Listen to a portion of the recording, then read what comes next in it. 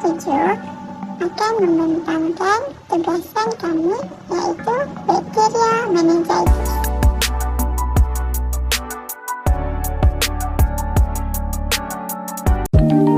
Bakteria meningitis. Apa itu bakteria meningitis? Bakteria meningitis adalah satu radang pada selaput yang meliputi otak atau saraf tunjang manusia. Meningitis bakteria ini adalah sangat serius dan boleh menyebabkan keragutan nyawa. Kematian boleh berlaku dalam tempoh masa yang singkat seperti dalam beberapa jam sahaja. Sementara itu, individu yang telah sembuh daripada menghidap penyakit meningitis ini, mereka akan mengalami kecacatan yang kekal dalam seumur hidup mereka. Contohnya, kerosakan otak, hilangnya deria pendengaran dan kecacatan untuk belajar. Hal ini adalah kesan daripada jangkitan ini. Terdapat beberapa jenis bakteria penyebab meningitis, antaranya ialah Streptococcus pneumoniae, grup B Streptococcus dan Neisseria meningitis. Penyebab-penyebab ini akan dibincangkan sebentar. Bakteria ini juga wujud bersama penyakit-penyakit serius yang lain seperti sepsis. Sepsis ini adalah keadaan di mana tindak balas badan yang melampau dan boleh merenggut nyawa. Hal ini disebabkan jangkitan yang menyebabkan kerosakan tisu, kegagalan organ dan kematian. Seterusnya, apakah cabaran kalian bakteria meningitis ini? Hampir 4,100 kes meningitis bakteria yang disebabkan oleh pneumonia, grup B Streptococcus and meningitis, H influenza dan L monocytogenesis, termasuk 500 kematian berlaku setiap tahun pada antara tahun 2003 hingga 2007. Tetapi ia boleh diatasi dengan mengurangkan faktor risiko yang dihadapi oleh anda. Namun hal yang demikian, sila berbincang dengan doktor anda untuk maklumat yang lanjut. Penyebab bakteria meningitis. Meningitis jenis ini disebabkan oleh bakteria dan boleh berjangkit. Bakteria yang boleh menyebabkan meningitis termasuklah Streptococcus pneumoniae. Meningitis sering dikaitkan dengan jangkitan bakteria Streptococcus di bahagian lain badan seperti radang paru-paru, sinusitis atau endokarditis. Selain itu, bakteria yang boleh menyebabkan meningitis juga ialah Neisseria meningitidis. Bakteria ini merebak melalui air liur atau lendir dalam saluran pernafasan. Selain itu, Haemophilus influenza ataupun Haemophilus influenza B adalah sejenis bakteria yang boleh menyebabkan meningitis pada kanak-kanak. Selain meningitis, bakteria ini juga boleh menyebabkan jangkitan pada tekak, kulit, sendi dan dalam darah. Listeria monocytogenes ialah sejenis bakteria yang biasanya terdapat dalam makanan seperti tembikar, keju dan sayur-sayuran mentah. Manakala Staphylococcus aureus pula jenis bakteria yang biasanya terdapat di kulit dan saluran pernafasan. Keadaan ini sering dikaitkan dengan prosedur pembedahan atau kecederaan di dalam Seterusnya ialah epidemiologi bagi bakteria meningitis. Di Brazil, angka bakteria meningitis lebih tinggi iaitu 45,800 per 100,000 orang setiap tahun. Afrika Sahara merupakan sebuah negara yang telah mengalami bakteria meningitis lebih daripada 1 abad sehingga dipanggil sebagai sabuk meningitis. Bakteria meningitis adalah bentuk jangkitan sistem saraf pusat superlatif yang paling biasa dengan kes tahunan 25 per 100,000 orang setiap tahun. Epidemiologi bagi bakteria meningitis sejak beberapa tahun kebelakang ini telah berubah disebabkan oleh penurunan mendadak bagi penyakit meningitis ini disebabkan oleh Haemophilus influenza dan Neisseria meningitis. Ini disebabkan oleh penggunaan meluas vaksinasi untuk organisma ini. Streptococcus pneumoniae adalah organisma yang paling biasa yang menyekat penyakit bakteria meningitis. Selanjutnya Haemophilus influenza dan enteric gram-negative bacilli. Penyakit bakteria meningitis ini boleh menyerangi berbagai faktor umur. Bagi bayi yang baru lahir diserang oleh bakteria grup B Streptococcus, E. coli dan Listeria monocytogenes. Bagi dewasa dan kanak-kanak diserang oleh Streptococcus pneumonia dengan Listeria monocytogenes. Antara faktor risiko untuk bakteria meningitis ialah melangkau vaksinasi. Risiko meningkat bagi sesiapa yang belum melengkapkan jadual vaksinasi kanak-kanak atau dewasa yang disyorkan. Yang kedua ialah umur. Kebanyakan kes meningitis virus berlaku pada kanak-kanak di bawah umur 5 tahun. Meningitis bakteria adalah perkara yang biasa bagi mereka yang berumur di bawah 20 tahun. Yang ketiga adalah mengandung. Wanita yang mengandung meningkatkan risiko jangkitan yang disebabkan oleh bakteria Listeria yang juga boleh menyebabkan meningitis. Jangkitan ini meningkatkan risiko keguguran dan kelahiran perawatan. Yang keempat, sistem imun yang lemah. AIDS dan gangguan penggunaan alkohol, diabetes dan faktor yang lain mempengaruhi sistem imun. Sistem imun yang lemah akan meningkatkan risiko meningitis. Yang kelima adalah keadaan perubatan tertentu. Keadaan perubatan, ubat-ubatan dan prosedur pembedahan tertentu menyebabkan orang ramai berisiko tinggi untuk meningitis. Sebagai contoh, mempunyai jangkitan HIV atau tidak mempunyai limpa boleh meningkatkan risiko seseorang untuk beberapa jenis meningitis bakteria.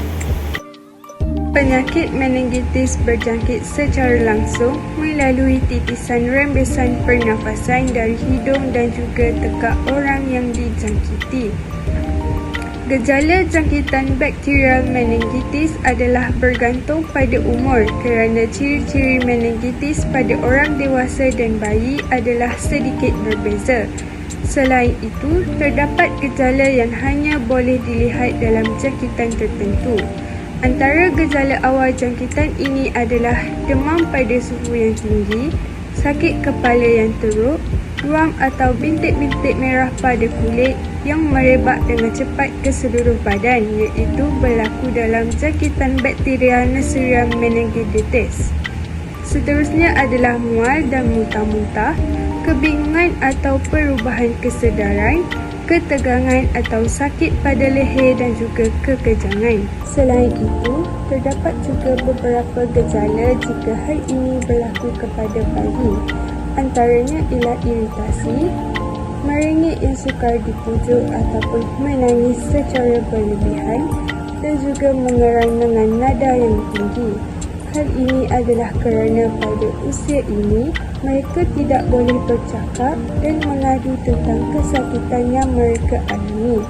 Selain itu, gejalanya juga ialah jaundice ataupun penyakit kuning dan bayi juga akan menjadi kurang bermaya serta kurang menyusu. Akan tetapi, bayi di bawah usia 12 bulan tidak mengalami kekejangan leher. Gejala lain yang boleh kita lihat apabila mereka alami adalah bumbung kepala memuncul. Gejala bakterial meningitis muncul dengan cepat atau dalam masa beberapa hari. Biasanya akan muncul dalam masa 3 hingga ke 7 hari selepas pendedahan. Assalamualaikum, saya akan menerangkan kaedah diagnostik dan cara pencegahan bagi penyakit bakterial meningitis. Kaedah diagnostik bagi penyakit bakteria meningitis saya simpulkan kepada 3 rawatan kaedah diagnostik. Yang pertama, blood culture. Yang kedua, menggunakan pengimejan. Yang ketiga, spinal tap.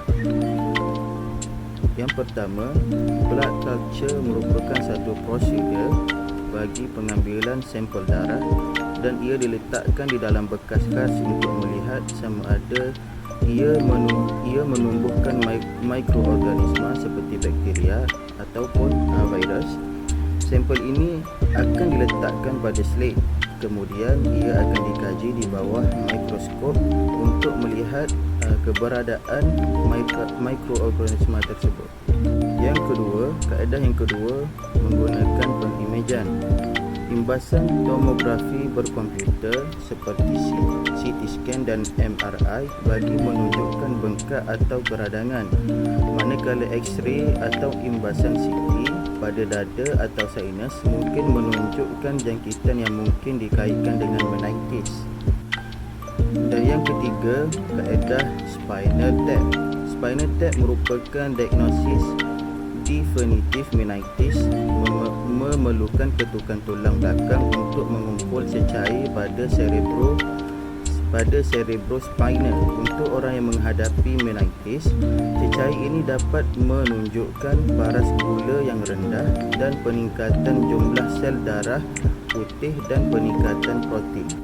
Ia juga boleh menganalisa cecair bagi membantu mengenal pasti bakteria yang menyebabkan meningitis. Jika disyaki virus ataupun bakteria, anda memerlukan ujian berasaskan DNA yang dikenali sebagai polymer chain, atau anda diberikan ujian pemeriksaan antibodi dan membuat rawatan khusus yang betul. Antara rawatan yang boleh dilakukan adalah jika anda mempunyai tanda-tanda dan gejala meningitis, anda dikehendaki menjalani pemeriksaan dan pengesahan di klinik atau hospital berdekatan. Meningitis juga boleh dirawat menggunakan antibiotik. Anda boleh mengambil antibiotik untuk mencegah penyakit ini. Komplikasi bakteria meningitis. Terdapat banyak komplikasi bakteria meningitis, antaranya ialah sawam berulang, epilepsis, masalah buah pinggang, masalah dengan ingatan dan tubuhan, masalah pula dan sendi, masalah pembelajaran dan masalah tingkah laku, kehilangan penglihatan yang mungkin sebahagian atau keseluruhan, kehilangan pendengaran yang mungkin sebahagian atau keseluruhan. Orang yang pernah mengalami meningitis biasanya akan mengalami ujian pendengaran selepas beberapa minggu untuk memeriksa sebarang masalah. Secara keseluruhannya, dianggarkan sehingga 1 daripada 10 kes meningitis bakteria membawa maut. Pencegahan bagi penyakit bakteria meningitis tidak dapat tidak dengan menggunakan vaksin bakteria meningitis. Ia dikenali sebagai meningococcal conjugate dan juga MenACWY vaksin. Rujuk kepada kajian di Amerika Syarikat, vaksin ini perlu diberikan kepada masyarakat pada umur 11 hingga 12 tahun dan diberikan booster pada umur 16 tahun. This is our references. Sekian daripada kumpulan kami tentang pembentangan meningitis bakteria.